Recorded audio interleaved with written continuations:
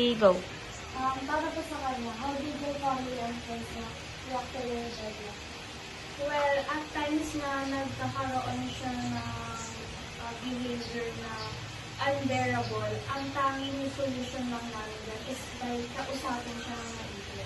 Kasi, let's say for example, meron kaming denial na hindi na gusto na ginagawa namin, which is yung kapag yung gamit niya kasi gusto niya, ito very unusual kasi gusto niya yung gamit niya madumi.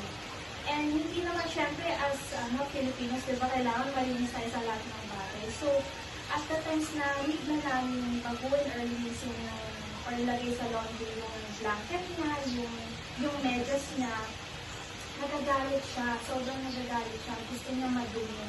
And kapag nalaman niya na nilalabhang o ilalagay na sa labahan, nililinisin na, nagre-react siya in a way na unbearable yung reaction niya, parang siyang magwawala, gano'n, kumbaga, i-vent out na yung galit niya through bubingan ulit yung mga gamit. So, ang way namin to solve that is ipakalma muna siya, tapos kausapin namin siya, dalhin na parang, Kuya, this is for your own good kasi it will help your skin condition be a lot better kapag nilinis natin yung gamit mo, ganyan. And then after that, bibigyan namin siya ng something na ikakatuwa na, which is yung favorite na desserts, chocolates, candies, any sweets na makakatulong sa kanya para ma-solve or parang ma-easen